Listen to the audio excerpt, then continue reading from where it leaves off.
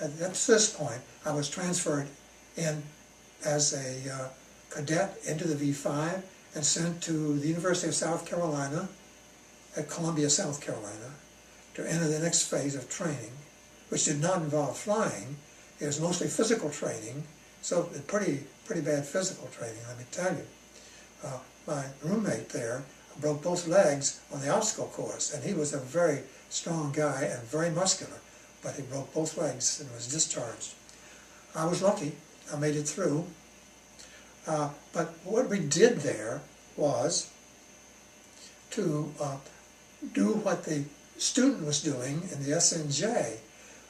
Every day for an hour with ruler and compass, we had to do vector flight profiles, like fly this way so many miles at certain miles per hour for a certain length of time, make the next turn on the protractor 37 degrees, blah, blah, blah, and get yourself back to where you were starting until we were blue in the face. When that was over, off we go to Auburn, Alabama, to the airport there is Opelika, which is a very small airport, and is flying not these nice, beautiful things, but these biplanes. Only two cockpits rather than one. This is actually a SPAD from the British in World War I, but it has two, the N3 and has two cockpits. And it's only a 240 horsepower motor. And it has no electronics, no radio, no battery, and it hand cranks the other way. So I have to get in the back cockpit and I have to do the following operations. First of all, the magnetos on, off, okay? So I put my mixture on rich and my throttle back. On this one I have to turn the gas on. And so I have a gas on-off switch. Why do you suppose? Well, it's a student plane. If you crashes or whatever, catches on fire, you won't be able to turn off the gas and put out the fire.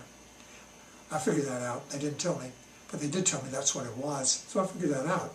Anyway, the instrument panel had a tachometer, airspeed, altitude, turning bank indicator, and a magnetic compass, and that's all. No gas level, no fuel level. You don't know how much fuel you got. Student makes you think, well, when will I be able to get back? I don't know. Anyway, so to take off, the attendant, who is the civilian guy, he comes over, he's ready to turn the prop, so he says to you, contact. So you turn on both magnetos and say contact. He spins the prop that way, it engages, he steps back.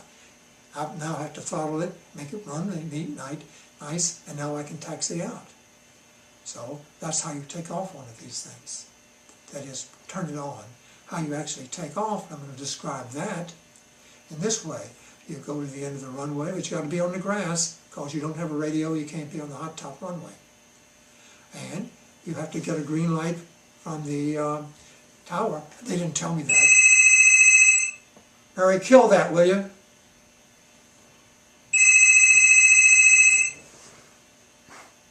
She's got it. She's got it.